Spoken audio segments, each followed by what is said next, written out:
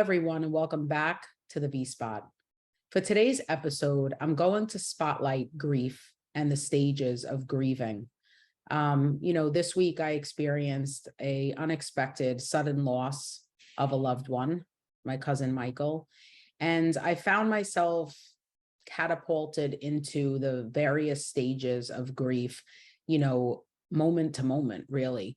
And as I've been navigating and crying and experiencing all of the ups and downs and emotional roller coaster that is attached to sudden news, shocking news, the reality, right, of living without a loved one, got me thinking about a lot of different things. And I felt that it was important to come to you for this particular segment to talk about grief and share a couple of feelings, insights,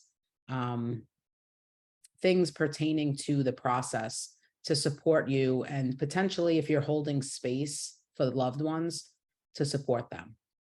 And so there's no way to prepare to grieve, right? It's one of these things, like I would say that death and loss and letting go of a loved one is the hardest part of life, is death.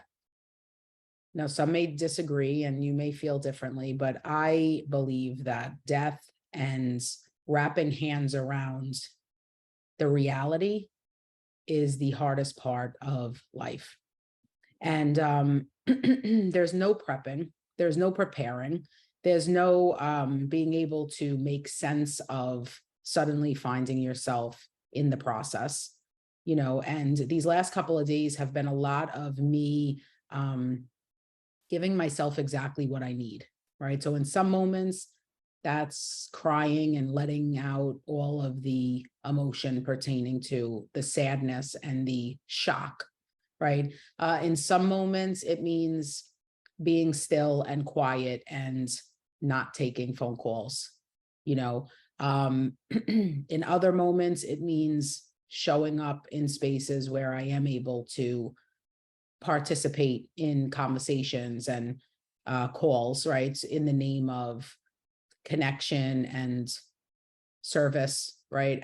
All the different things. But it's been a moment to moment checking in around what's needed. And so what I want to offer to you, if you are someone who is currently navigating grief and grieving, I want to invite you to handle yourself with tender, loving care, and be willing to give yourself exactly what you need when it occurs. Whatever that is, it doesn't have to make sense to other people, whether it's a day off from work, whether it's quiet time, whether it's surrounding yourself with loved ones, whatever it is for you, be willing to give yourself, what you need. The stages of grief and grieving continuously come up in these last couple of days, because what I have learned when I have researched and, been with the topic of grief and the stages of death and dying in the past is that, the stages of grieving are sometimes occurring moment to moment, right? It's not necessarily day to day, week to week, month to month, year to year. And so for those of you who may not be familiar, traditionally, there were 5 stages of death and dying that were researched and talked about by Elizabeth Kubler-Ross. She is the person who did a lot of work around this particular topic. And the initial stages that she highlights in her work are denial, bargaining, depression, sadness. I think she references as sadness.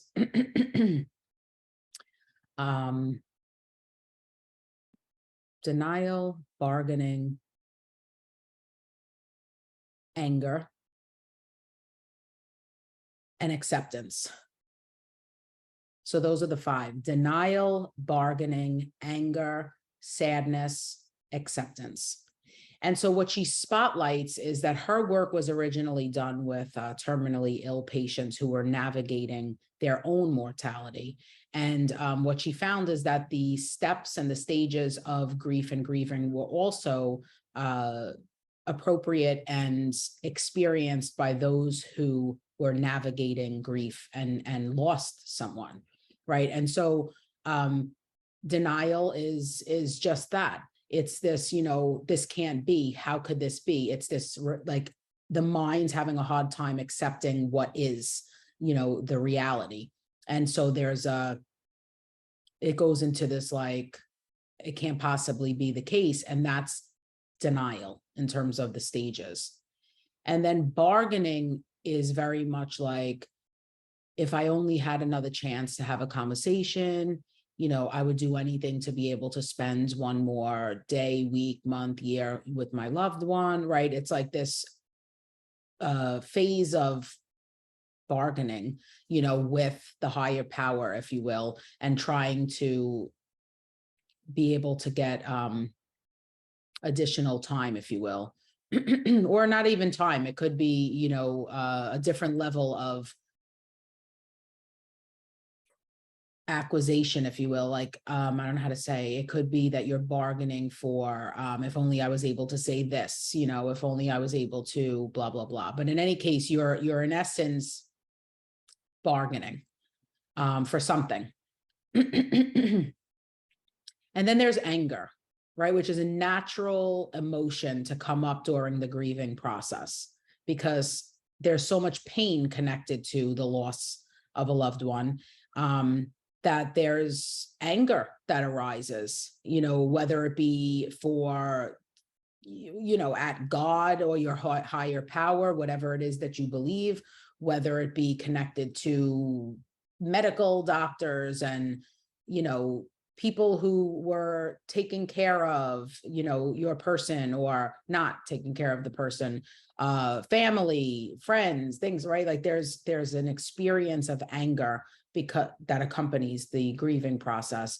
And it's a very natural part of the process, right? And then there is sadness and depression, natural, right? The grieving process really brings on feelings of intense sadness. Losing a loved one is not easy. And so there's a natural level of hurt, ache, pain that accompanies the process. And so that's a very natural part of the grieving process.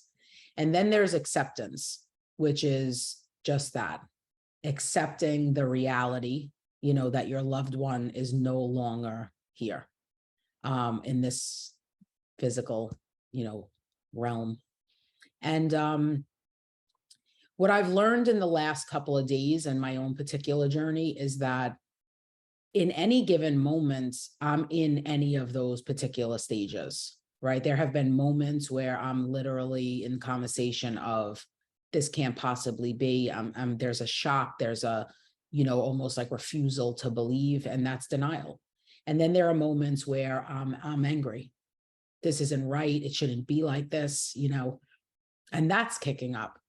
And then there are moments of like, wow, this is part of life, right? There's this acceptance around, this is the hardest part of life. And nonetheless, it's a part of life. And there's the moments of acceptance and this, like, being with the reality that occur. And all of it changes so quickly, and so there's been so many times that I've basically talked with myself in the last couple of days about, it's okay to be exactly where you are, and this is a process, and you will find yourself experiencing new feelings soon, right? Because they're so uncomfortable and painful, what you go through when you're grieving, that you often want to bring yourself someplace else, right? Like in terms of take yourself out of the experience, because it's hard to be with, right? You're going through it.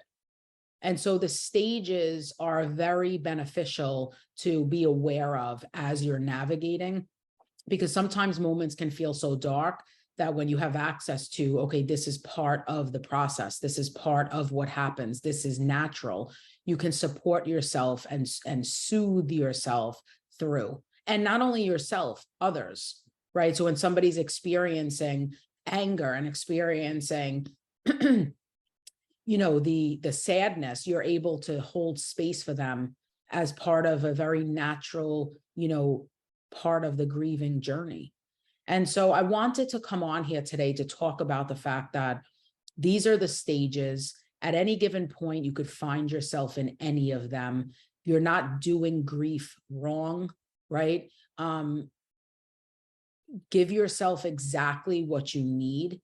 And what I love about the work pertaining to grief and grieving is something that came more recent in the, research around the stages. And that was a 6th stage of grieving that was offered and brought to the table by David Kessler, who is someone who worked with Elizabeth Kubler-Ross for quite some time. And he recently put out a book, and the book is called Finding Meaning. And finding meaning is what he says to be the 6th stage of grief and grieving that we actually navigate indefinitely. Because after the loss of a loved one, we go on to find meaning in a changed world without that person, in a changed version of ourselves, because we're completely impacted and altered, by way of going through the grief of losing someone that we love so much. And what life is like as we navigate that 6th stage, right? How we operate in this new world, this new reality, and it's a profound stage that I think hasn't been spotlighted as much as the original stages. And I want to invite you that if you are someone who's navigating a loss, or if you're someone who is doing work where you hold space for other people, to become familiar with the stage of finding meaning, so that, you are able to, grasp and access different parts of what it means to be navigating life in a new way without someone that you love, and what it means for you to find meaning, because it's going to look different for you. It's going to look different for me. It's going to look different for everybody else, right? It's a very personalized stage of the grieving process. And so the book is called Finding Meaning. It's by David Kessler. And it pertains to this aspect of spending our days navigating a new way, and so I suggest that you check it out. I'm absolutely in the midst of it, and wanted to, share that with you. I also want to close out this, this segment by spotlighting a couple of truths, if you will. There's no timeline for grief. So you aren't expected to feel better by a certain date, and, oh, it's been a year, why are you still upset, right? There's a lot of these things that we hear during the grieving process. And I want to invite you to dismiss it. You are entitled to your feelings, your experience, and it doesn't have to make sense to other people. Now, with that being said, if you are someone who is currently navigating grief and you are finding that your quality of life has been impacted in a way where you are not doing certain things, you are, isolated, experiencing profound amounts of depression and struggle, there is support available for you. Right. And this is not support that is designed to ta-da, everything's great. No, but it's support by trained professionals who are able to hold space for you and be able to, walk alongside you through a grieving process, ultimately supporting that you are able to access levels of daily living, and you are able to find joy in small moments at the same time that you continue to navigate life in the absence of your loved one, right? So I want to say that to you because if you are someone who is struggling and in need of support, it absolutely exists, and it's really not designed to like erase your memories. I've heard many people say like, I don't want to go to bereavement support because they feel as though it's like, they're abandoning their loved one, and that's not it. It's really, designed to hold safe space for you while also supporting you and being able to live the life that you dream of living, right? Because both could be true at the same time. You get to grieve and still live your life, because you're here and able. And that's a very, very difficult thing to wrap hands around at times too, because there's so much guilt that often accompanies grief. Not in all cases, but in many cases where it's like survivor's guilt, and so there's an invitation on the table to step into and try on like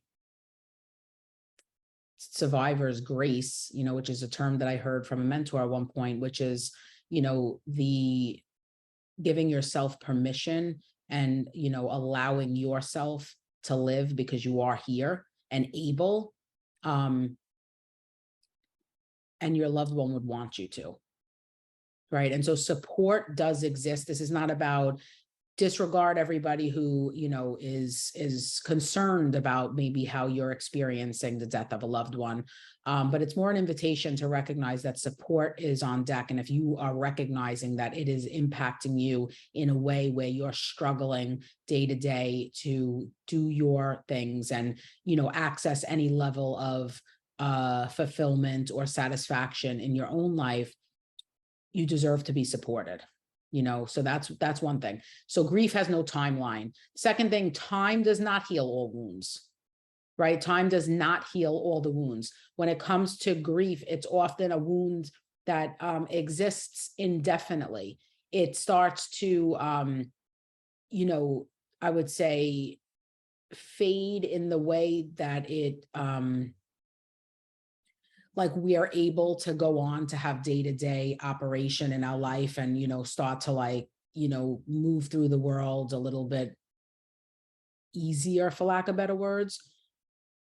But I mean, my father passed away in 1998. There's times where when I'm having conversations about him and missing him, the emotion and the experience and the intensity is here and here, so much so that one might think it happened last week, right? And these are the parts of us that where it doesn't go away.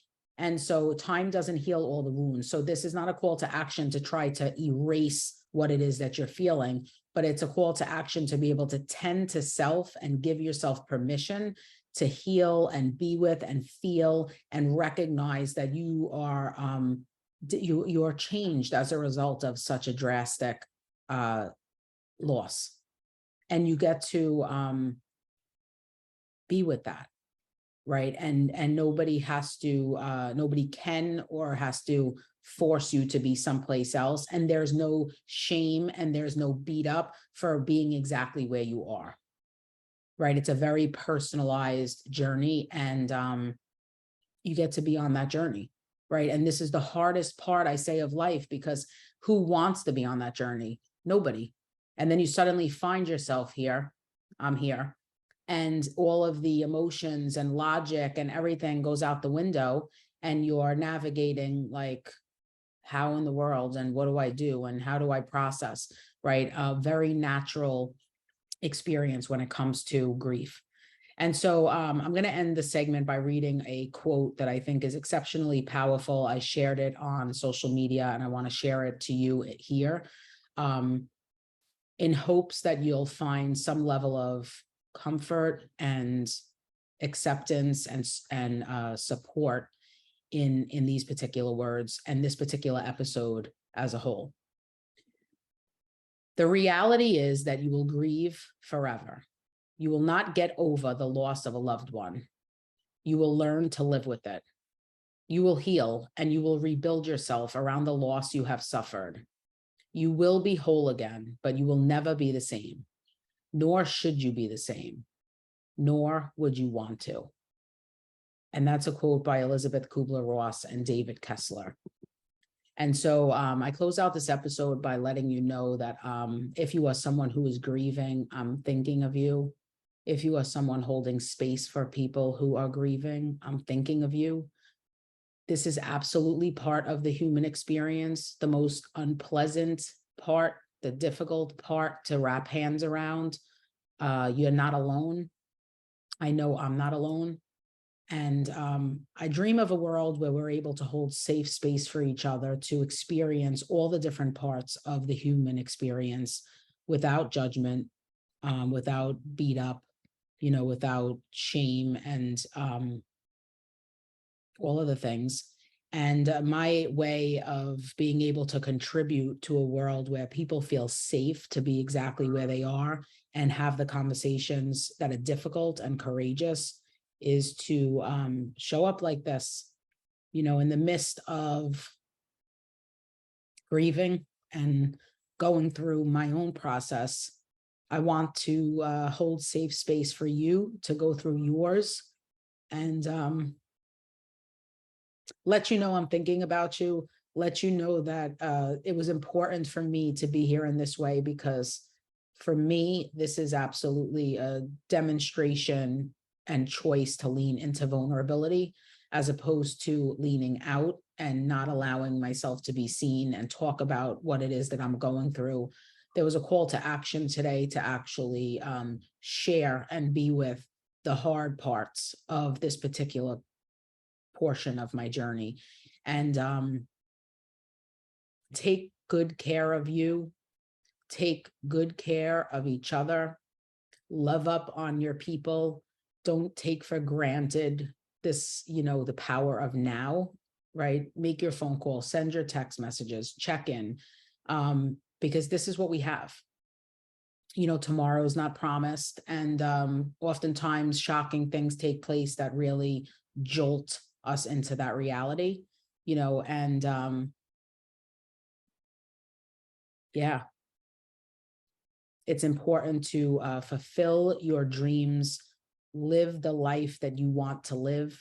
Don't postpone your passions and your experiences. And this particular episode is dedicated to my cousin Michael, who, if anyone demonstrated living life to the fullest and living the life that he dreamed of living, he did it so powerfully, courageously, held space for, allowed for people to feel safe and be able to do their thing. And this episode is dedicated to my cousin Michael. And it is my hope that you are riding free. I'm confident that heaven is a better place because you are now in it. And for everyone who is going through grief and grieving, I want to let you know that you are not alone, that your level of TLC is important right now. So turn up the dial, be kind to yourself, be patient with your process. You're not expected to be anywhere except for where you are. Lean into support as opposed to leaning out. And seize the day, right? Because it's all we actually have. The day, the power of now. So thank you for being here for this particular segment of the V-Spot. Grief and grieving is a complex topic that deserves lots of time, right? I'm clear that it's not about one episode for a half hour and it's all been outlined, but I wanted to share on the topic and remind you that wherever you are, it's okay to be there. And the journey is absolutely a journey. The process is surely a process, and you will continue to move through. Um, yeah. And until we meet again, everybody, thank you for being here for this episode of the V Spot. To be continued.